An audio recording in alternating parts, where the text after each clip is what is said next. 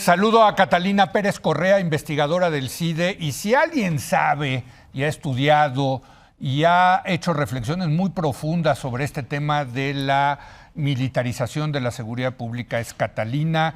¿Cómo estás, Catalina? Muy buenas noches. ¿Qué tal, Leo? Buenas noches. Gracias por la invitación. Bueno, pues voy a volver a citar la cita que falsamente le atribuyen a Einstein, de que locura es hacer una y otra vez lo mismo esperando obtener resultados diferentes.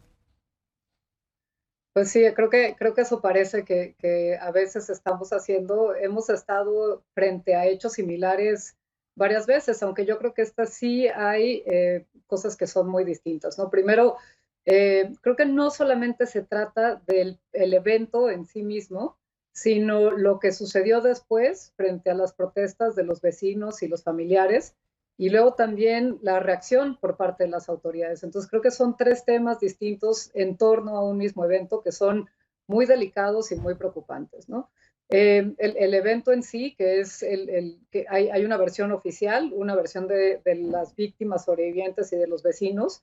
La versión oficial es que pues iba este vehículo patrullando en la noche, los militares escucharon un ruido y entonces dispararon en reacción desmedida, y lo reconocen que fue desmedido a este vehículo en el cual viajaban estos jóvenes desarmados, pero pues fue una respuesta desproporcionada, así lo pinta la autoridad.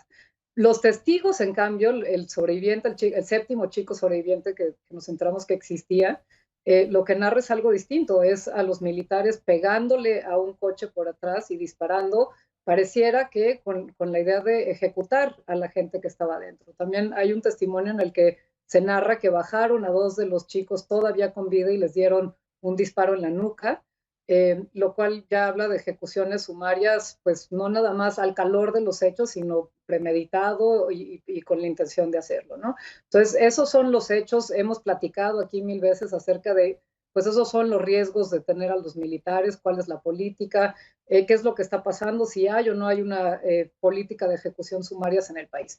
Luego están lo que sucedió después, ya en la madrugada llegó la fiscalía, salieron los vecinos, y por ahí de las 11 de la mañana ya regresó un convoy del ejército a llevarse el vehículo, a llevárselo a la fiscalía. Los vecinos estaban muy, muy alterados, los familiares de los papás, las mamás de los chicos estaban muy enojados, y ahí lo que vimos en los videos fue un uso de la fuerza absolutamente desproporcionado, inaceptable por parte de los militares, 3 militares disparando ya fuera al aire, uno con un arma corta disparando al piso, habiendo niños, personas de la tercera edad, defensores de los familiares, pues población en general que estaba ahí, el peligro que implica que disparen al piso de esa forma, que pudieron haber herido tanto a uno de sus compañeros como a una de las personas que estaba ahí, una violación evidente, flagrante de la Ley Nacional de Uso de la Fuerza, y todo lo que implica eso para el caso y tener a los militares en las calles. Y la tercera cosa es esto que decía de la reacción de las autoridades. Primero, 48 horas de silencio para después tener una respuesta de la Comisión Nacional de Derechos Humanos en la cual lo que decía básicamente es: ya no hablen de esto, no hablen activistas, defensores, medios de comunicación, no queremos que hablen de esto hasta que no exista una versión oficial por parte de la Sedena, ¿no? Increíble que eso fuera la reacción de la Comisión Nacional de Derechos Humanos, en lugar de decir, necesitamos que esto se investigue, solicitamos que los militares se ajusten al uso de las armas como le establecen las leyes, etcétera, ¿no? Y después, seguido por el evento de la mañanera, en el cual lo que se hizo fue acusar de delincuencia organizada a Raimundo Ramos, que es el defensor, representante legal de las familias que estaban ahí, que también ha señalado distintas ejecuciones extrajudiciales que se han cometido en Nuevo Laredo, en Tamaulipas. También es representante de la familia de la niña Heidi, que murió en otro tiroteo hace apenas unos meses. Entonces fue esta reacción, y luego también por parte del presidente decir, bueno, la Sedena, vamos a esperar a que la Sedena investigue, cuando lo que se necesita es que exista una investigación de alguna institución autónoma independiente que haga una investigación seria de los hechos para saber qué pasó. Ya sabemos que si Sedena se investiga a sí mismo, pues los resultados van a ser los que ya conocemos, en el cual pues quizás sancionan ahí a 2 soldados que desafortunadamente no recibieron el entrenamiento necesario, que tenían las órdenes de estar haciendo trabajo que no les corresponde, pero no hay un seguimiento de la cadena de mando y de la responsabilidad de tener a los soldados ahí y de además de tenerlos pues con órdenes que todavía no conocemos cuáles son. No, bueno, pues has hecho un resumen estupendo, Catalina, de todo lo que ocurrió, que es muy grave por varias razones. Y yo quisiera preguntarte, relacionado con esto último que mencionabas, no sé si tengan ustedes información de qué ha pasado con los soldados o marinos que han estado involucrados en masacres similares en el pasado. Por ejemplo, pienso, por ahí hubo una que mataron a un par de estudiantes del TEC de Monterrey. En fin, no sé si le han dado seguimiento a qué pasa en estos casos dentro de la Sedena o de la CEMAR. Bueno, a ver, ahí es uno de los problemas que tenemos hoy día y yo creo que esta es una de las razones por las cuales la Sedena ha sido tan insistente en que la Guardia Nacional esté subordinada y se reconozca su carácter militar. Sí. Y tiene que ver con el fuero militar. Ujú. En principio, nuestra constitución lo que dice es que están prohibidos los fueros. En México no hay fueros religiosos, no hay fueros para ciertas personas, excepto en el caso del ejército. Pero también lo que dice es, bueno, no es nada más el ejército, la Marina Ujú. también, es un fuero militar, pues.